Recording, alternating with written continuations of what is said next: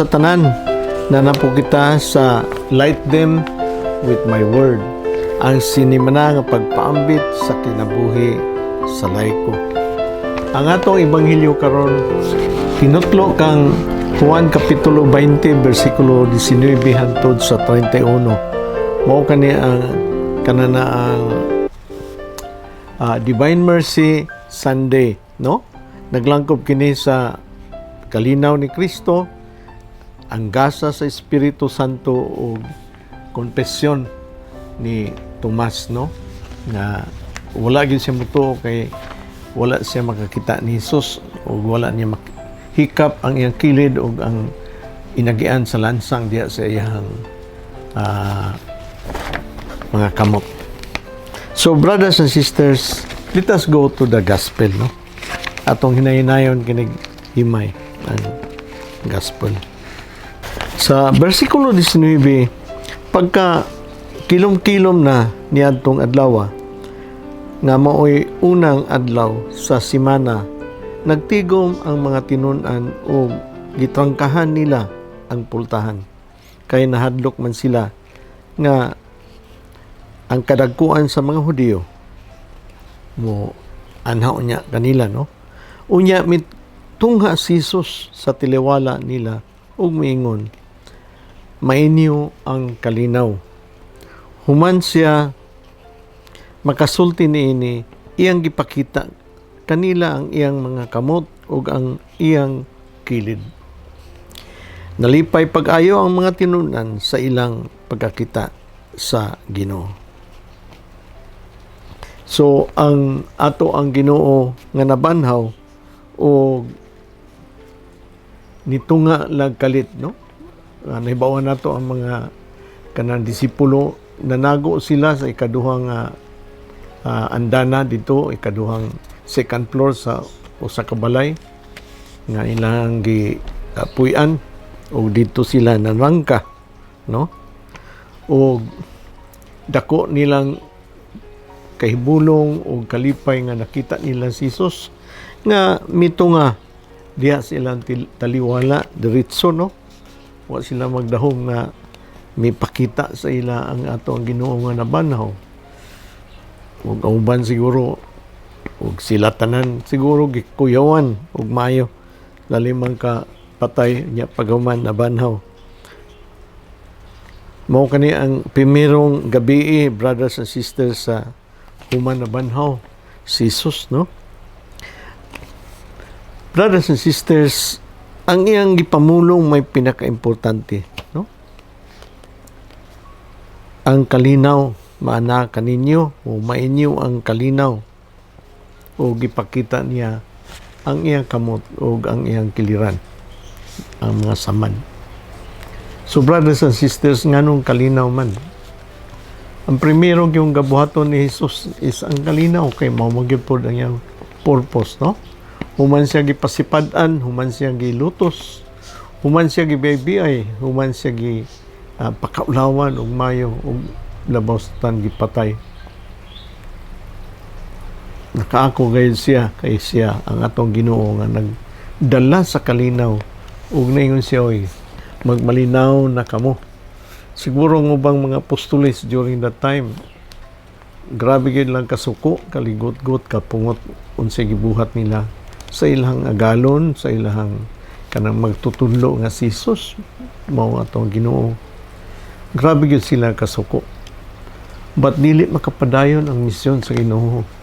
Pag kabig katong mga tawo nga makasasala, ingon bitaw siya sa cross, Lord, pasayloa sila kay wa sila mahibalo sa ilang ginabuhat. Karon paybaon na nato ug unsay kadako gayud nga sala sa ilang gibuhat ug unsa pa gyud ang epekto niadto nga siya naghatag og kaluwasan kay siya manday ang manunubos kanato. Brothers and sisters, dili kani mahimo o masugdan og nakakapaghapos kapungot o kaligot-got. Dili kayo kani mahimo og dili nato wadon ang ato ang mga naagian nga mga gitawag nato nga sakit kayo handumon. Labi na ang ipasipadan ang walay sala. Naghatag lang og kaluwasan. Naghatag lang kanato og iyang misyon sa ato ang Ginoo para kita maluwas. Nagtudlo siya, nagpakaon, nanambal, iyang gipang kananaang mga giwaan, iyang gipang abog ang mga yawa diha sa ato ang lawas. Anyent unsay gibuhat, kipalansang siya sa cross. So mo na ang primero gid niyang aksyon, brothers and sisters, pagkuman pagkabanaw. Iyon siya nga, malinawon unta kamo o maingi unta ang kalinaw. So brothers and sisters, wad-a na ang iyong kaligot-got, kapungot, kasilag ug uban pa, ug magmalinawon kita para makatuman kita, makapadayon kita sa ato ang kananaang pagsangyaw sa maayong balita. Nalimangan nito nga si Jesus sa ilahang taliwala. So ang kalinaw ni tunga diha sa ato ang taliwala, diha sa ato ang kapungot, kaligot-got, kakuyaw, no, sa atong kinabuhi. Unya iya nang ipakita iyang kamot ug ang iyang kilid. O brothers and sisters, pag matuod nga kita giluwas niya, pag matuod nga siya gyud niagi sa crucifixion, sa iyang dako nga pag-antos para siya mabanhaw, no? Sumuna ning identification ni Jesus. Si Jesus nga nagpakamatay, nagantos, nagpakamatay ka nato para kita maluwas. So iya yung ipakita, wala iyon nga nagpakita siya nga iya lang gipanghinambog nga uy, nabanhaw nako. Oh, mo ni gibuhat nila kanato, wala.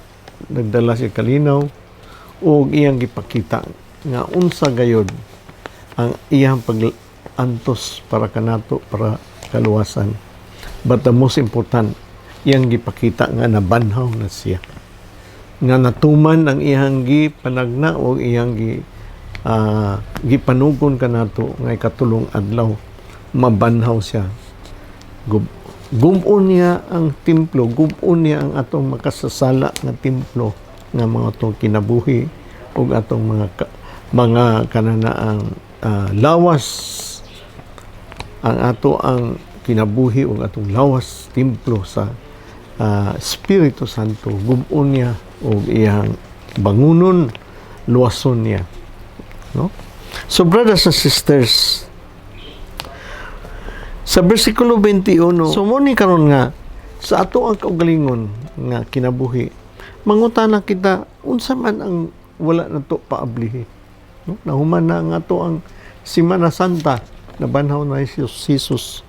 Basin og napay naa sa ato ang kaugalingon nga ato gyapong gitago ug wala nato gipakita kang Jesus, wala nato gitugyan during sa Semana Santa. Kani ang ngayon ginipaghinuktukan. Otherwise, muyon si Jesus muto nga sa ato ang taliwala, muyon siya ang kalinaw mainyo unta ang kalinaw. Nanunsaon magmalinaw nato nga naman kagihapon ang atong kahadlok. Kapungot, kaligut-gut sa atong isikataw. Munang iyon siya nga, ayaw kabalaka, no? Ang inyong kabanhawan, inyo pong masinati, tanawa kong kilid, tanawa kong kamot. Mag-antos lang kita sa ato ang paningkamot nga maluwas kita sa ato ang kasalanan. Karon nabanhaw na si Jesus, wala imposible. Maluwas po kita mo nang katong nagtago sa ilahang mga kasalanan o katong daghan nga gipang taguan kay dili nila angkon pa, dili pa nila mabutyag ini gikan sa Semana Santa.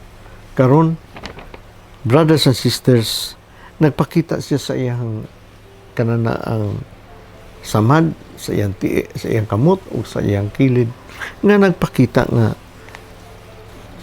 walay imposible kita usab mabanhaw sa ato ang mga kasaypanan. Ngani usa ka implikasyon nini na banhaw si Jesus. Dadon kita sa kabanhawan, later on sa kinabuhing dayon. Basin baya o magpabilin ta magtago nini. Magpabilin kita nga masupilon ug daghan ato ang kapungot ug kaligot. Basin dili kita madawat sa ugma damlag sa iyang pag-abot. Sa versikulo 21, unya si Jesus miingon kanila pag-usab. Mainyo ang kalinaw, ingon nga gipadala ako sa amahan. Ako usab nagpadala kaninyo. Gisulti niya kini ug unya gihuypan niya sila ug ingnan. Dawata ang Espiritu Santo kung pasayloon ninyo ang mga sala sa mga tao, gipasaylo kini. Kung dili ninyo pasayloon ang ilang mga sala, dili usab kini pasayloon. So brothers and sisters, mo kani ang misyon sa ato ang Ginoo sa pagpasaylo, brothers and sisters. Mo kani ang misyon sa ato ang Ginoo paghatag sa atong spirit, paghatag sa Espiritu Santo kanato nga kita ipadala usab. Kay nga naman ingon siya nga ang akong amahan nga nagpadala kaninyo. Nagpadala kanako, magpadala usab kaninyo. Di ba kanang misyon sa atong simbahan nga nagsumikad diha sa misyon ni Jesus. Misyon niya sa kalinaw o pagluwas, pagpadayon sa iyang kaluwasan, o iyahang gitayhupan sila o giingnan sila nga dawata kini ang atong dawakata kini ang Espiritu Santo. So brothers and sisters, dili sila makasugod kay naa sila sa kahadlok munang gihatag ni Jesus kani, no? O gitagaan siya unsa man to, no? Pagdala sa kalinaw ni Jesus, malinawon sila sa ilang kaugalingon ug dili sila makapasaylo sa ilang isigataw, labi na katong naglutos ni Jesus, nagpatay ni Jesus. Siya nga gitagaan ta muna kog authority para inyong pasayloon ang ilang mga kasalanan ug ipadayon kini labi na katong mga katawhan nga naglunang sa ilang kasalanan ug wala pa nila yabrihan ang ilahang kaugalingon. Nagtago gyapon sila sa ilahang kaugalingon nga mga kasalanan. O kini gihatag sa mga apostolis sa mga tinun-an.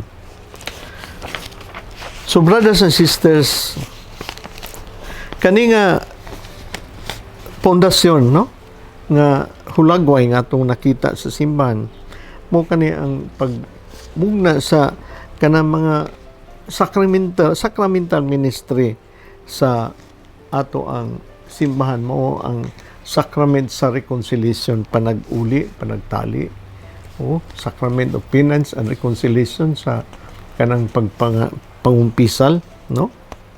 Kaya ang Ginoo nagmugna man siya og sakramento, nini nga sakramento sa iyang pagtugyan ini sa mga apostolis sa gahom sa pagpasaylo, no? Makita gani nimo sa sacrament of confession, gitagaan man ang mga pare pag-absuelto sa ato ang mga kasalanan, no? Kay gihatag man ni Jesus ug kananan sa sakramento sa pangumpisal, si Jesus pinagi sa iyang pari na siya kanunay kanato nag-uban, mabati nato siya labi na sa pag-abi-abi sa atong kasalanan ug labi na sa kapasayloan sa atong mga sala. So brothers and sisters, sa atong kaugalingon giun sa man ni Kristo nga gihatag kaning kalinaw kanato nga kita mismo mauban diha sa misyon sa atong Ginoo. Auban mo yun siya, dili ko takos kay dagko akong sala, dili ako makauban niya na.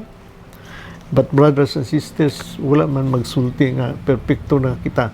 Muadto sa ato ang misyon mo nang diha sa ato ang simbahan, dili biya takos ang kasagara ang nagserbisyo, naningkamot baya siya. But tungod sa ilang pagpaningkamot, tungod sa ilang pakipaglambigit, involvement nila sa simbahan, hinay-hinay sila nakakaton, brothers and sisters. So sa may diferensya ini, no? O ato lang pasagdan ato ang kaugalingon, di na ta manghilabot. kuha na lang ta, magtago na lang ta sa atong kaugalingon, no? Magpadayon kita sa atong kasalanan.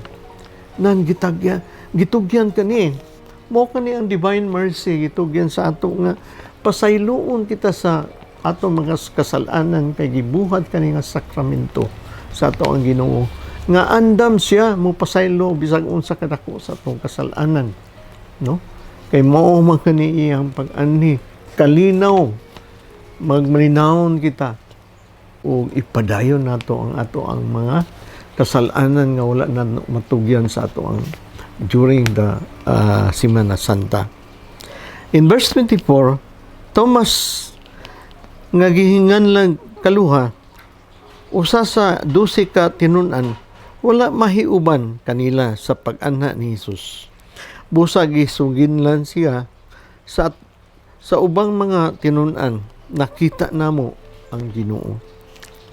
Si Tomas miingon kanila, gawas kung makita ko ang ikabutang ang akong tudlo sa agianan sa mga lansang diha sa iyang kamot ug mahikap ko ang samad sa iyang kilid, dili ako mutuo.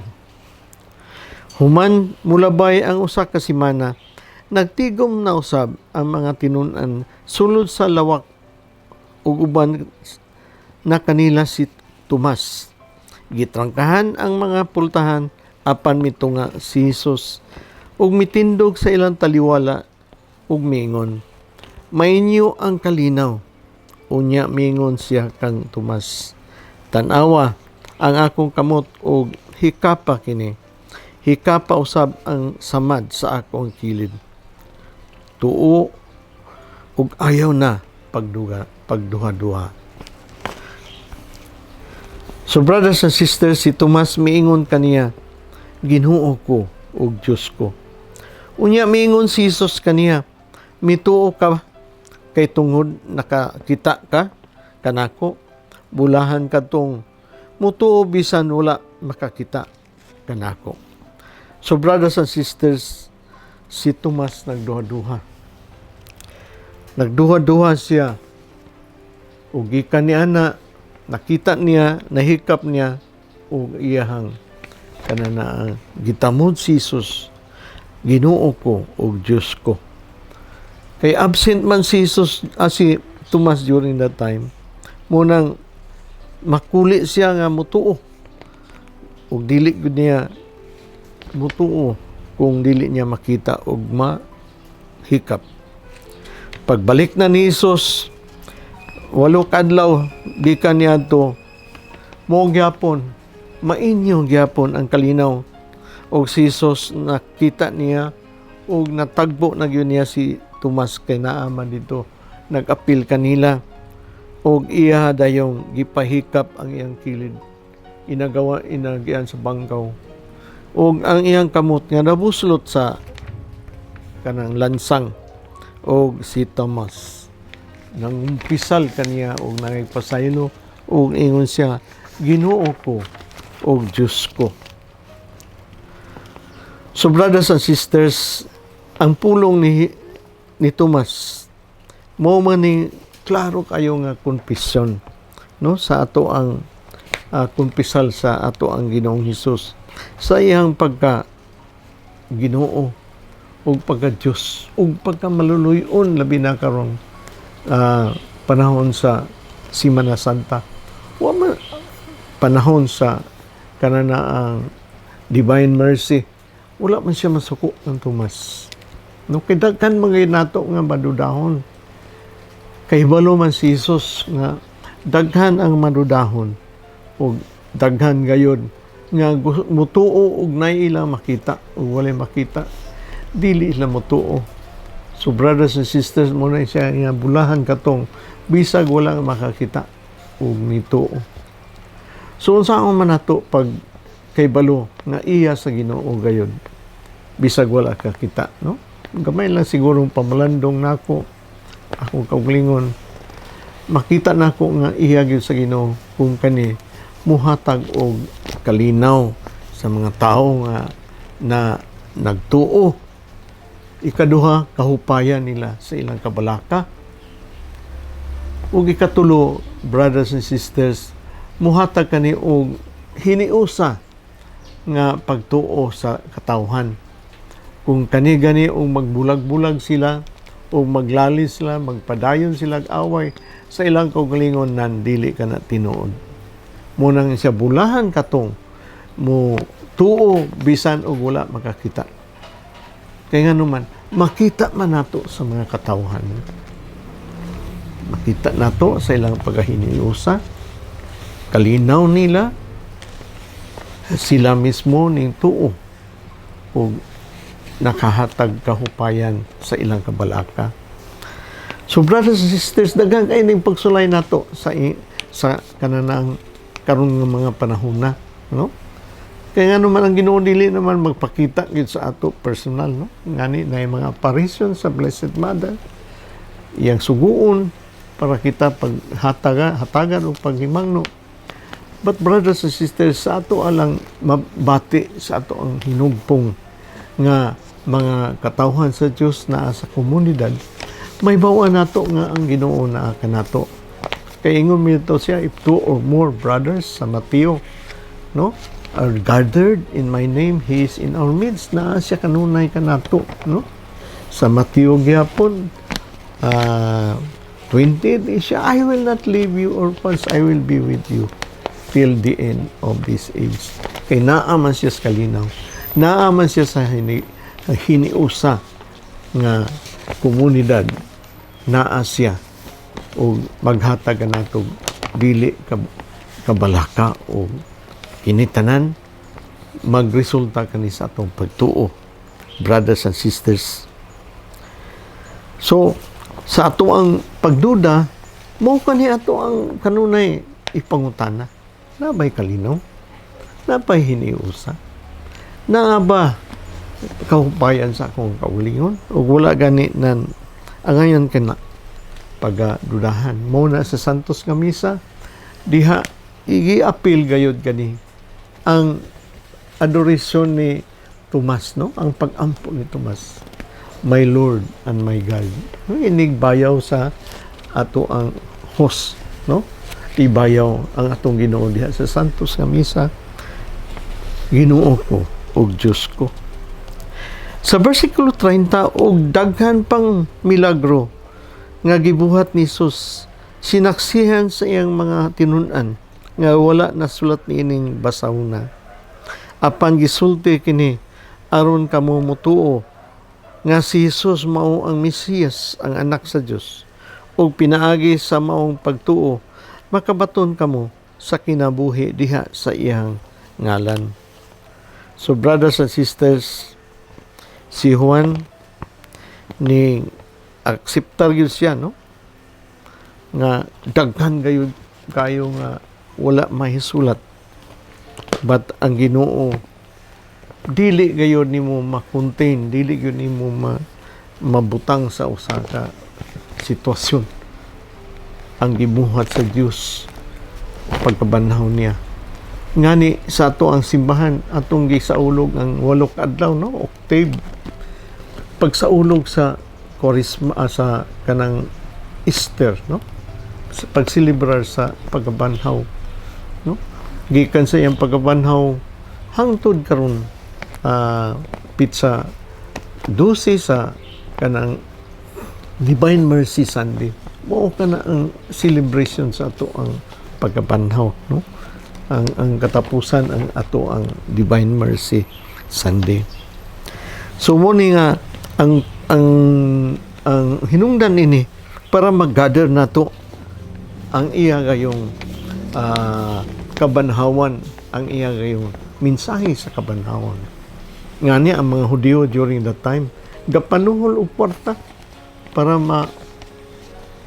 ma-divert, para dili mutuo ang mga tao, no, magbuhat sila mga fake news sa una day ng fake news na nanaday na siya, no, hangtod karon na naghapon para na daghang fake news, daghang trolls, nagbayad ang mga Hudyo para kananaang ma-discredit ang kamatuoran, para tabunan ang kamatuoran. But wala gayud magsilbi, brothers and sisters, ang kamatuoran sa ato ang kinabuhi, sa atong kabanhawan, sa ugma damlag, sa ato ang kinabuhi nga pagpadayon, pagkabig sa mga tao nga wala makaila kang Hesus ug wala maka sinati sa kabanhawan sa iyang kinabuhi, sa kinabuhing dayon. Brothers and sisters, kita giawhag, no? Muna na ang makita nato nga nabay epekto ang ato ang Easter Sunday, ang kabanhawan, nabay epekto sa atong kinabuhi. Unsa mga sinyalis ini sa atong pagtuo? Naikagbagay kita sa ato ang kinabuhi, human nato ma-experience, masinati ang kabanhawan, no? Human nato mapamati ang mga maayong balita. Daghan kaayo ang gihatag kanato nining panahon na, no? Ang mga basahon, labi na katong Easter Vigil. So brothers and sisters, magpadayon kita sa ato ang pagpaningkamot nga magmalinawon gayud kay mao ginapirmirong mensahe sa Ginoo, magmalinawon o mutuo kita sa kabanhawan ni Hesus. O ato ang gamiton ang pulong ni Tomas pagkakita yun niya sa Ginoo, pagkaibalo niya nga gi-confirm yun niya nga si Jesus man yun ang nabanaw. Ginoo ko o Diyos ko. Salamat kayo o mga hapon sa tanan. Light them with my word. Sa ngalan sa Amahan, sa Anak, sa Espiritu Santo. Amen.